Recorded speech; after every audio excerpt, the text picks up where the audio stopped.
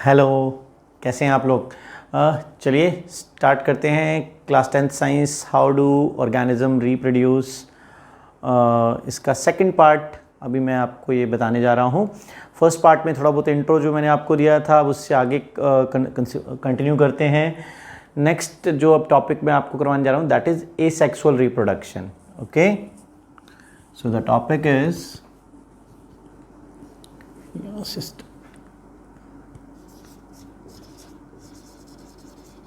asexual reproduction.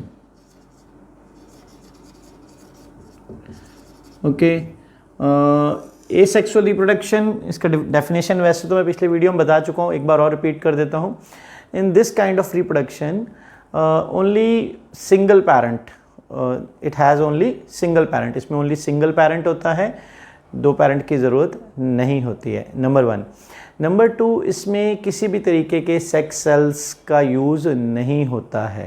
Okay, there is no sex cells and this kind of reproduction method use only single parent. तो इसमें दो बातें आपको ध्यान रखनी है, one is single parent and other is no use of sex cells. ठीक है, गैमेट्स और ओवम वगैरह जो हम आगे चल के पढ़ेंगे अभी, तो उनका कोई यूज़ इसमें नहीं होता। चलिए, अब एसेक्सुअल मेथड की डेफिनेशन आ गई। अब हम जो इसमें करने जा रहे हैं various modes of asexual reproduction. Okay, यहाँ लिख देता हूँ, बोर्ड का थोड़ा सा ध्यान रखना पड़ेगा स्पेस यूटिलाइजेशन के लिए। Various modes of asexual reproduction। Okay, तो देखिए इसके जो वेरियस मोड्स होते हैं वो कौन कौन से हैं। Number 1 is fission.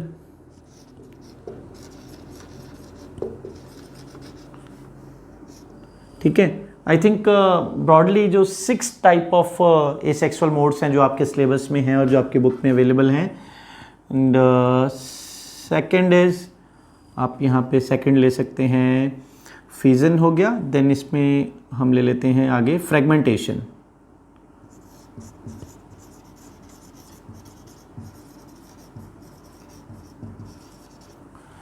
थर्ड हम इसमें ले लेते हैं रीजनरेशन।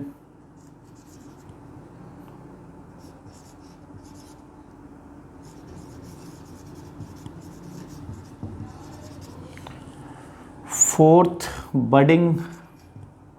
इसका सीक्वेंस आप कुछ भी रख सकते हो सकता है कि जो मैं यहाँ लिख रहा हूँ वो सीक्वेंस आपकी बुक में जो सीक्वेंस है उसके अकॉर्डिंग नहीं हो।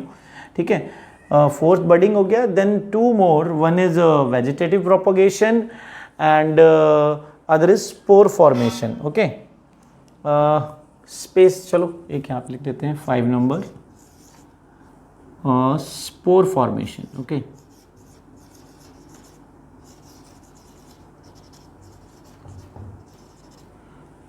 Okay, give me only 1 second, I have to check कि ये जो बोर्ड का ये पार्ट है this is recording in camera और not. Okay, there is yes, ये आ रहा है स्पोर फॉर्मेशन तक, नो इशू। तो देखिए स्पोर फॉर्मेशन एक 6th और रह जाएगा, वेजिटेटिव प्रोपगेशन वो नीचे जहाँ स्पेस रहेगा वहाँ कर देंगे। तो चलिए स्टार्ट करते हैं। फर्स्ट ऑफ ऑल जो है दैट इज फीजन। फीजन जो है, इस फीजन का मीनिंग क्या है। फीजन का मीनिंग होता है किसी भी चीज़ का स्प्लिट होना। ठीक है, तो यहाँ पर जो फीजन है किसी, मैंने आपको बता दिया इसका मीनिंग है जो किसी भी चीज़ का 2 या 2 से ज़्यादा पार्ट में स्प्लिट होना। तो ऑन दिस बेसिस फीजन जो है वो 2 टाइप का होता है। वन इज बाइनरी फीजन,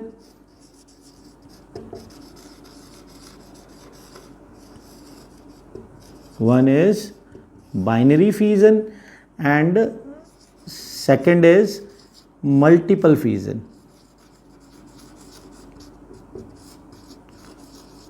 ठीक है,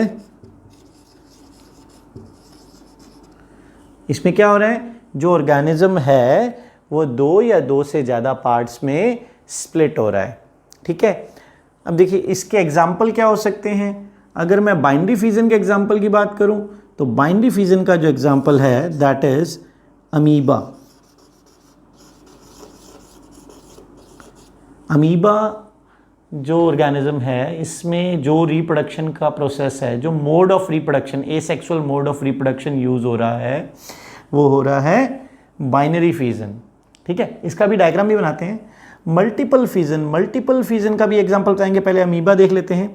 अमीबा में क्या होता है कि अमीबा के अंदर एक सबसे पहली बात, ये यूनिसेलुलर ऑर्गेनिज्म है, और जो फिजन का प्रोसेस है वो यूनिसेलुलर ऑर्गेनिज्म में ही एग्जीक्यूट होता है। तो अमीबा का कोई फिक्स शेप नहीं है, आप कोई भी एक शेप ले सकते हैं, उसमें एक न्यूक्लियस होता है। ठीक है, तो इस तरीके का जो फिजन है, जो बाइनरी फिजन, जब दो में ये डिवाइड हो रहा है, दो अलग अलग ऑर्गेनिज्म बन रहे हैं, दो न्यू ऑर्गेनिज्म बनेंगे, उसमें क्या होता है कि सबसे पहले ये जो न्यूक्लियस है इस ऑर्गेनिज्म का, वो न्यूक्लियस इस सेम एक ही इस बॉडी के अंदर दो में डिवाइड होता है। यहाँ पे एक न्यूक्लियस से दो न्यूक्लियस बनेंगे। इसकी अलग अलग स्टेजेस जो हैं वो आपको बनानी आनी चाहिए। ठीक है, ये जैसे लेट से कि ये एक था एंड इधर ये दूसरा बन गया। कुछ शेप इस तरीके का दिखा सकते हो आप, बिकॉज ये जो है ना वेरियस स्टेजेस जो हैं ये एग्ज़ाम में बनाने के लिए, ये 1 मार्क में क्वेश्चन आया हुआ है एक प्रीवियस ईयर एग्ज़ाम में, मे बी आज से 2-3 ईयर पहले। ठीक है, ये फर्स्ट स्टेज थी जब वो पैरेंट और अमीबा था। क्या था ये? Parent amoeba. ठीक है, अब यहाँ पे देखिए ये इसका न्यूक्लियस था। न्यूक्लियस जो है वो धीरे धीरे स्प्लिट होना शुरू हो गया, दो न्यूक्लियस बनने शुरू हो जाएंगे। इसके बाद जब ये नेक्स्ट स्टेज में पहुँचेगा तो इसकी जो बॉडी है ये भी दो में डिवाइड होनी शुरू हो जाएगी, दैट इज़ साइटोप्लाज्म जो है सेल के बाहर।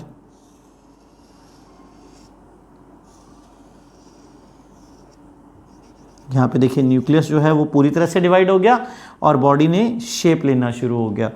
ठीक है, एंड देन आफ्टर क्या होगा, बॉडी फाइनली दो पार्ट में स्प्लिट हो जाएगी, एक इधर, ये सर्कुलर बन गया। ऐसा सर्कुलर होता नहीं है, अमीबा का कोई फिक्स शेप नहीं होता, आप कुछ भी ड्रॉ कर सकते हो इसमें।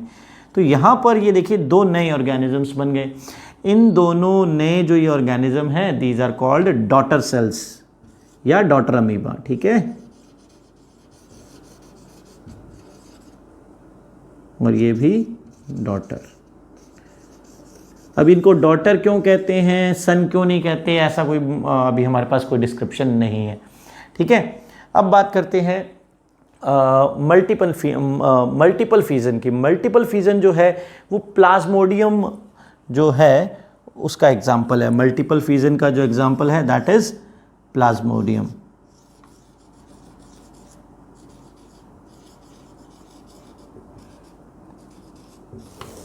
ठीक है, स्पेलिंग देख लीजिएगा, यहाँ पे को हो सकता है कुछ अगर मिस्टेक हो तो आप करेक्ट कर सकते हो। प्लाज्मोडियम में जो फिजन हो रहा है उसमें क्या हो रहा है, सबसे पहले जो प्लाज्मोडियम की जो बॉडी है, लेट्स से कि अगर ये उसका साइटोप्लाज्म जो है और इसमें कहीं पर एक न्यूक्लियस है। ठीक है, I think this is not visible, मैं इसको ऊपर बना देता हूँ दोबारा से। यहाँ पे एक बार इनको छोड़ देते हैं। पहले यहाँ देखिए मल्टीपल फिजन जो हो रहा है उसके बारे में बना दूँगा।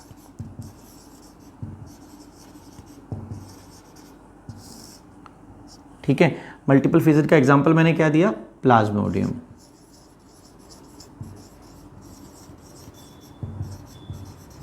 ठीक है, प्लाज्मोडियम में क्या होता है कि जैसे लेट्स से कि ये साइटोप्लाज्म है और इसमें यहाँ पर न्यूक्लियस दिया हुआ है, तो इसमें इस ऑर्गेनिज्म के बाहर एक आउटर कवरिंग आ जाती है, उसे हम कहते हैं साइस्ट।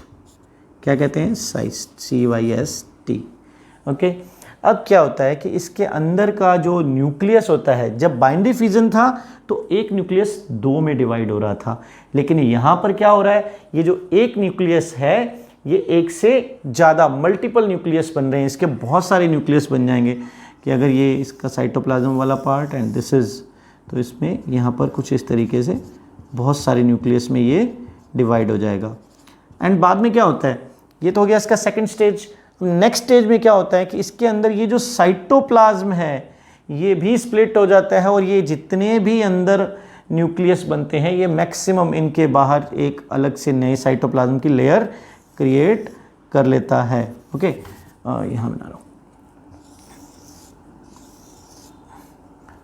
सॉरी, जितने भी न्यूक्लियस थे उनके बाहर एक साइटोप्लाज्म का कवरिंग आ जाएगा। ठीक है, तो इस तरीके से अब ये जो साइस्ट है, ये जो outer covering, this is called cyst. ठीक है, अब जब सुटेबल टाइम आता है, जब ये बहुत सारे हो जाएंगे इसके अंदर, तो ये बर्स्ट हो जाएगा। बर्स्ट होगा तो ये सारे के सारे अंदर जो ऑर्गेनिज्म थे ये बाहर आ जाएंगे और ये नए प्लाज्मोडियम बन जाएंगे। So this kind of asexual mod, this is called multiple fission. ठीक है, ये क्या हुआ? Multiple fission. तो हमने क्या पढ़ा? फिजन पढ़ा। फिजन के आगे उसके दो टाइप हैं, binary fission, multi fission. Binary fission का एग्जांपल था अमीबा। अमीबा में हमने देखा कि क्या क्या चीज़ था, पेरेंट सेल था, डॉटर सेल बना, कैसे कैसे स्प्लिट हुआ। ठीक है, एंड उसके बाद मल्टीपल फिजन का एग्जांपल हमने स्टडी किया, प्लाज्मोडियम। प्लाज्मोडियम में जो साइज था वो था, और अंदर का जो न्यूक्लियस था वो काफ़ी सारे न्यूक्लियस में डिवाइड हो गया। देन आफ्टर जो साइटोप्लाज्म की लेयर थी वो भी बाद में इन सब के ऊपर आ जाती है, and finally it burst. And ये जो अंदर के जितने भी ये न्यूक्लियस और साइटोप्लाज्म वाले जो न्यू ऑर्गेनिज्म थे वो बाहर की साइड में स्प्रेड हो जाते हैं, फिर इसी प्रोसेस को आगे कंटिन्यू करते हैं for their reproduction. So this is called, ये मल्टीपल फिजन हो गया। ठीक है, एक मिनट बोर्ड क्लीन कर लेते हैं थोड़ा नेक्स्ट टॉपिक के लिए।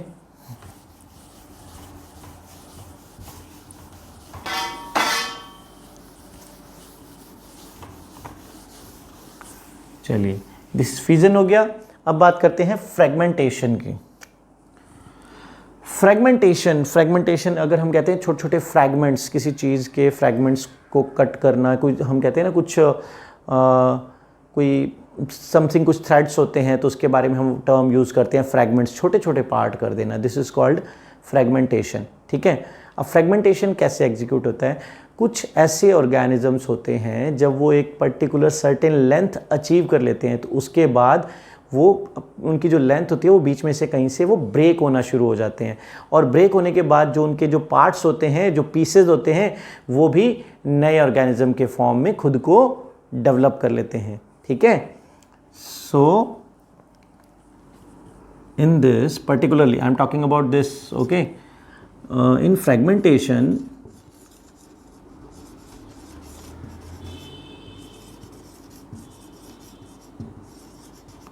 when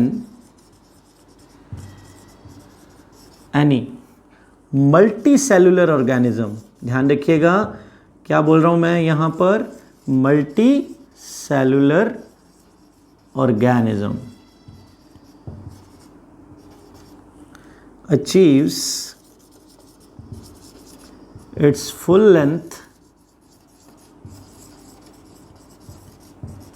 it breaks into pieces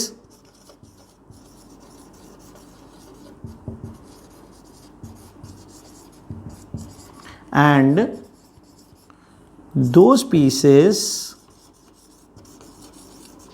और पार्ट्स जो भी हैं developed into new organism।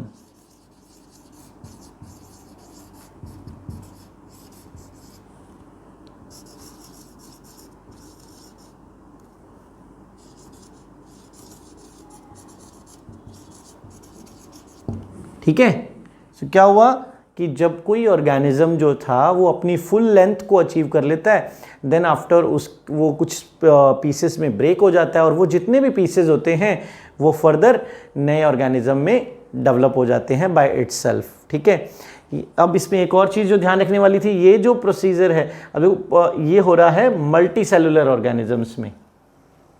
ये किस में एग्जीक्यूट हो रहा है ये process of reproduction? Multi cellular organism में। जो फ्यूजन था वो किस में हो रहा था?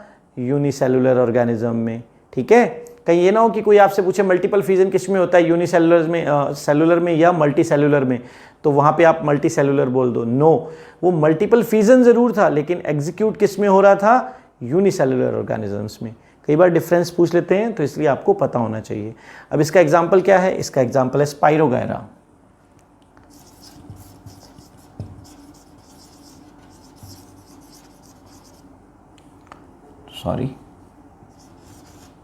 स्पाइरोगायरा इसका एग्जाम्पल है। स्पाइरोगायरा का डायग्राम देख लेते हैं। दो लाइन बना दीजिए, इसमें कुछ इस तरीके का शेप बनाइए, फिर इसको इधर से कट कर दीजिए। एक लाइन ऊपर, देन आफ्टर फिर कुछ इस तरीके की लाइन, ठीक है। अब ये अगर स्पाइरोगायरा है, एक शेप है, इसमें क्या होगा, जब इसने अपनी फुल लेंथ अटेन कर ली तो ये बीच में से कहीं से भी ब्रेक हो जाएगा। जब ब्रेक हुआ तो यहाँ पे ये एक अलग स्पाइरोगायरा बन गया और ये एक इंडिविजुअल अलग से स्पाइरोगायरा बन गया। इस तरीके से इसमें ये एग्जीक्यूट होता है। अब देखिए इसमें जो एक और चीज़ नोटिस करने वाली बात है कि मैंने आपको ये तो बताया कि ये मल्टीसेलुलर ऑर्गेनिज्म में एक एसेक्सुअल मोड ऑफ रिप्रोडक्शन है का एक मेथड है, ठीक है, या उसका एक मोड है। लेकिन क्या ये सभी मल्टीसेलुलर ऑर्गेनिज्म में इम्प्लीमेंट होता है? नो।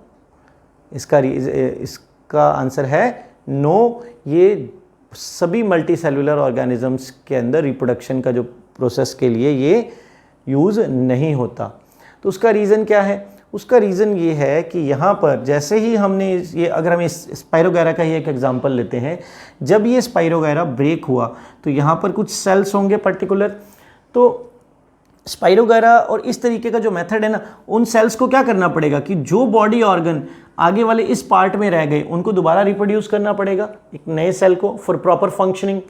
तो ऐसा प्रॉपर फंक्शनिंग जो है वो तभी हो सकती है कि ये जो सेल यहाँ पर जो रह गए, जब सेल डिवीज़न होगा नए सेल्स को बनाने के लिए, ये सेल्स बहुत ही सिंपल हो और इस पूरे स्पाइरोगायरा में जो आगे का पार्ट इधर चला गया या जो इसके लिए जो पीछे का पार्ट रह गया वो ऑलमोस्ट सेम सेल हो, अलग सेल नहीं हो। अगर मैं ह्यूमन बींग्स की बात करूं, ह्यूमन बींग्स में हम कितने तरीके के लाइफ प्रोसेस स्टडी करते हैं, आपने जो प्रीवियस चैप्टर में स्टडी किया है about excretion, about circulatory, about respiratory, ठीक है।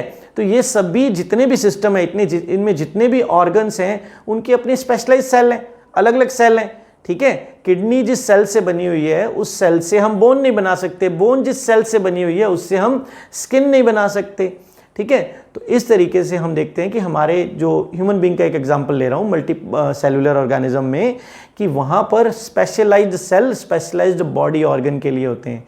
लेकिन जो इस तरीके के मल्टी सेलुलर ऑर्गेनिज्म हैं जिनका बॉडी डिज़ाइन सिंपल होता है, उनमें ज़्यादातर जो सेल होते हैं वो सेम होते हैं, रैंडम अरेंजमेंट जो है वो सिंपल होता है। तो यहाँ पर जो ये एसेक्सुअल मेथड जो है फ्रेगमेंटेशन का वो एग्जीक्यूट हो जाता है, ठीक है। चलिए अब नेक्स्ट देखते हैं।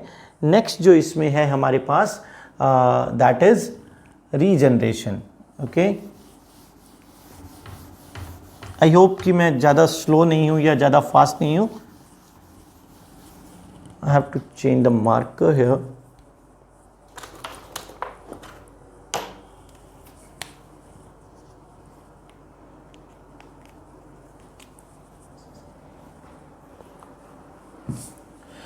ओके, नेक्स्ट देखते हैं रीजनरेशन।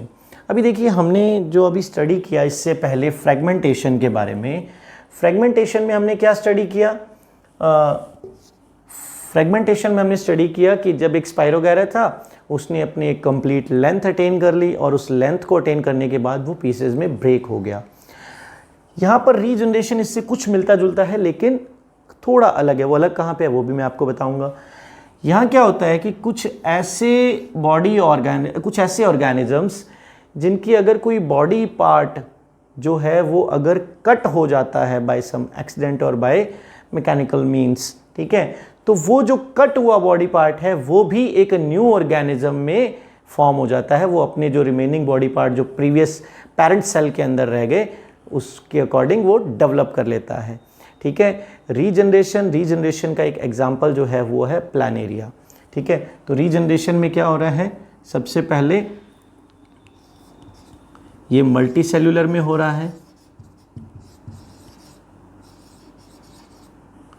ठीक है, ये मल्टी सेल्यूलर पार्ट्स में हो रहा है, number 1।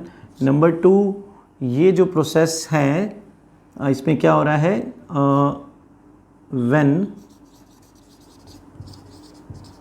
any body parts separate या फिर बॉडी पार्ट जो कट हो जाता है, any body part cut from the parent organism,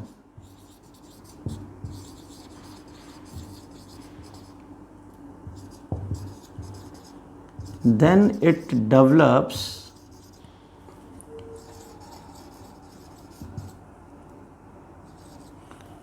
into a new organism.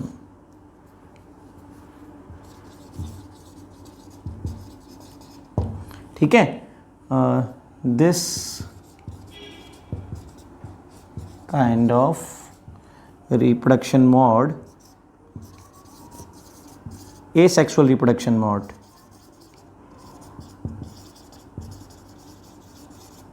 known as regeneration. ठीक है, दिस काइंड ऑफ क्या हुआ कि कोई भी एक ऐसे कुछ ऐसे ऑर्गेनिजम्स होते हैं, अगर उनके बॉडी पार्ट को कट कर दिया जाए तो वो कट होने के बाद वो 1 या 2 या 3 पीसेज में जब उनको कट किया जाएगा तो वो जितने पीसेज हैं वो अपनी फुल बॉडी को दोबारा डेवलप कर लेंगे और उतने नंबर जो उनके पीसेस किए थे 2 या 3, उतने number of new organisms produce हो जाएंगे. ठीक है, और अब देखिए इसमें इसका जो एग्जांपल है वो है प्लानेरिया.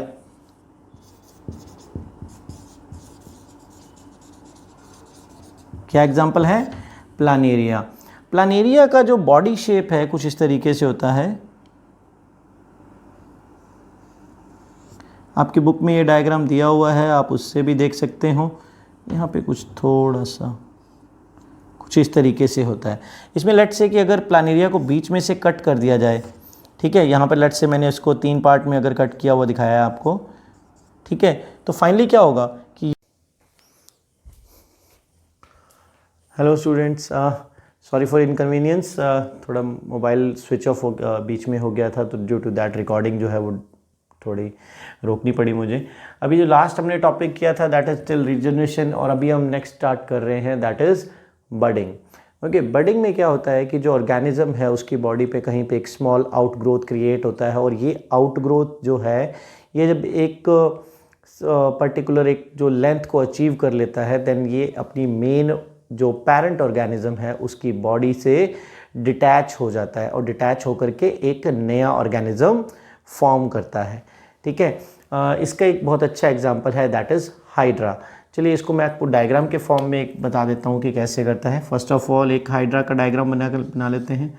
जब भी कुछ डायग्राम्स आपको लर्न नहीं होते हैं उस टाइम पर उनको कुछ आप जो डेली रूटीन में आने वाली चीज़ें हैं उनके नेम से लर्न कर लीजिए तो बनाने आसान हो जाएंगे. जैसे ये हाइड्रा है, इसको मैं एक फ्लावर पॉट का नाम दे सकता हूँ. ठीक है, तो एक फ्लावर पॉट है, इसमें ये कुछ मैंने प्लांट्स लगा रखे हैं. इस तरीके से लर्न करने की ट्रिक्स होती हैं. You can make your on. Okay, so first of all देखिए जैसे एक हाइड्रा है, इसमें क्या होगा कि इसकी बॉडी से कुछ एक स्मॉल आउटग्रोथ जो है वो प्रोड्यूस होना स्टार्ट होता है लाइक दैट. ओके, यहाँ पर ये जो इसकी बॉडी है that is called parent hydra, and यहाँ पर ये जो आउटग्रोथ है that is bud. Okay, second stage में हम क्या देखेंगे कि ये जो बड था, जो ये बड क्रिएट हुआ, ठीक है,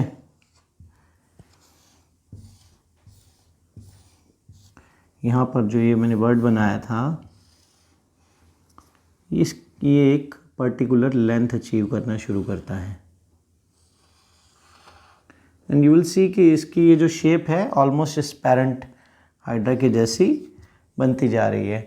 जब ये नेक्स्ट एक और डायग्राम जब हम इस पर ड्रॉ करेंगे तब ये एक कंप्लीट एक जो लेंथ होती है वो अचीव कर लेगा, एंड देन आफ्टर यहाँ से ये डिटैच हो जाएगा और डिटैच होकर के एक नया हाइड्रा फॉर्म हो जाएगा.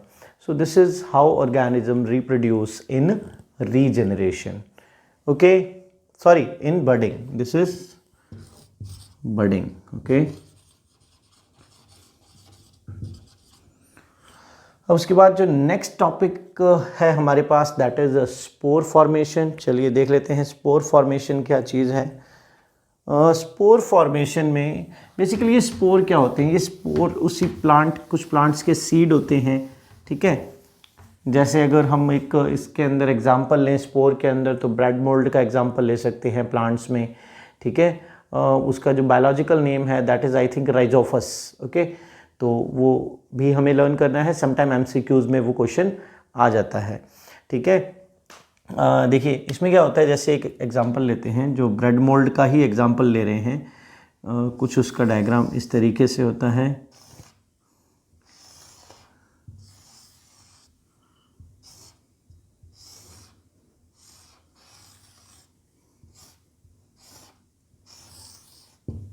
ठीक है, कुछ इस तरीके का एक डायग्राम होता है। ये ब्रेड मोल्ड का डायग्राम है। यहाँ पर देखिए ये जो पार्ट है, जो बल्ब लाइक स्ट्रक्चर आपको शो हो रहा है, इसको बोलते हैं स्पोरेंजिया, दैट इज स्पोरेंजिया, ठीक है। एंड दिस इज स्टेम, और ये जो बॉटम में हमें थ्रेड लाइक स्ट्रक्चर दिख रहा है, इसको बोलते हैं हाइफे। ये जो नॉमेनक्लेचर मैं कुछ डायग्राम्स में राइट कर रहा हूँ, ये आपको लर्न करनी ज़रूरी है। ये एग्ज़ाम्स में पूछ लेते हैं, काफ़ी सारे एग्ज़ाम्स में ओनली आपको डायग्राम बनाया होता है और उसमें लेबलिंग करनी होती है। ये जो हाइफ और स्पोरेंजिया ये है, ये वंस आज से 2-3 ईयर पहले अगर प्रीवियस ईयर का आप क्वेश्चन पेपर उठा के देखोगे तो उसमें ये क्वेश्चन आया हुआ है। ओके, तो देखिए this is about the bread mould. अब इसमें देखिए रिप्रोडक्शन का प्रोसेस जो है वो कैसे एग्जीक्यूट होता है।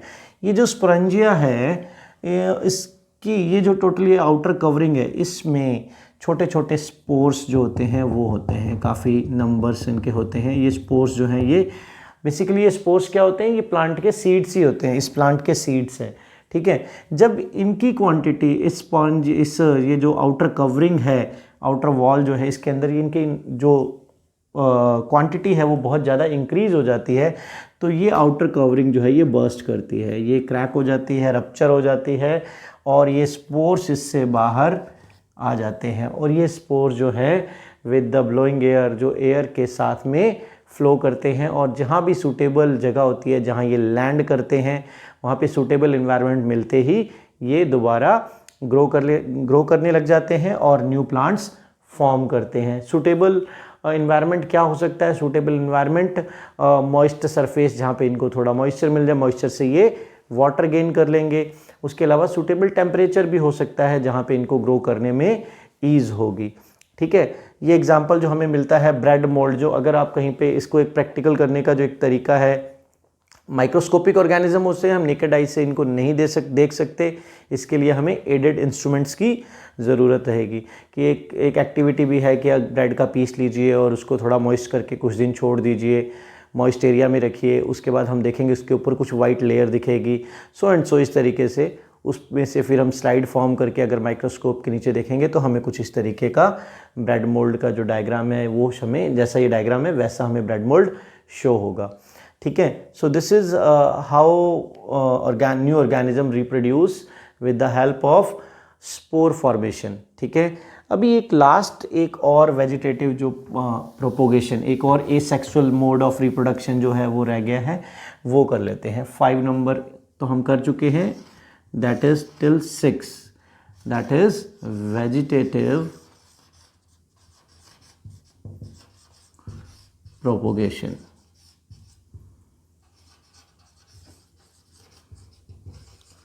चलिए देखिए वेजिटेटिव प्रोपोगेशन में क्या हो रहा है, प्लांट के कुछ एक वेजिटेटिव पार्ट से न्यू प्लांट्स जो हैं वो हम रिप्रोड्यूस कर रहे हैं या ग्रो कर रहे हैं, ठीक है, विद द हेल्प ऑफ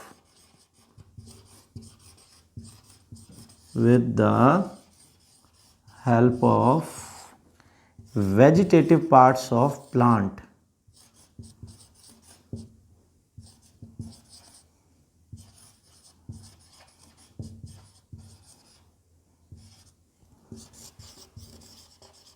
ठीक है, so we can grow new plants with the help of vegetative parts of plants. Okay, ये वेजिटेटिव पार्ट क्या हो सकते हैं?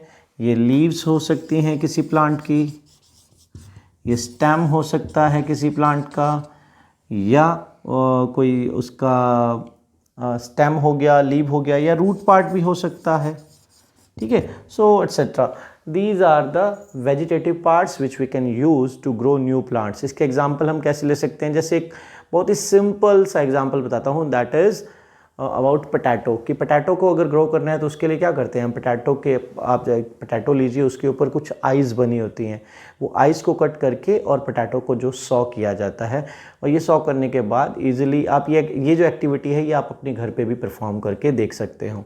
तो इस तरीके से एक और एग्जांपल, बहुत अच्छा एग्जांपल जो अवेलेबल है, मनी प्लांट जो हमारे आसपास कई घरों में अवेलेबल होता है कि मनी प्लांट में उसको एक छोटा सा स्टेम या लीफ लेते हैं, उसको एक किसी वाटर वेसल के अंदर, वाटर बॉटल वगैरह के अंदर उसको रख देते हैं, एंड कुछ ही दिनों में वो ग्रो करना स्टार्ट हो जाता है, उसका रूट पार्ट बन जाता है, और उसको हम किसी और पोट के अंदर उसको हम लगा सकते हैं। इससे वो कंटिन्यूटी में ग्रो करता रहता है।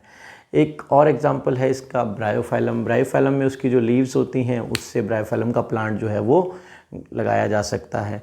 तो इस तरीके के जितने भी एग्जांपल आपको मिलें वो आपको एग्जांपल ज़रूर करने हैं, बिकॉज इन एग्जांपल्स के बेसिस पे एमसीक्यू फॉर्म होंगे, और अभी जो सीबीएसई का पैटर्न है वो एमसीक्यू बेस्ड क्वेश्चंस जो हैं वो ज़्यादा आते हैं। सो ये जो वेजिटेटिव प्रोपगेशन हमने स्टडी किया, this is natural vegetative propagation.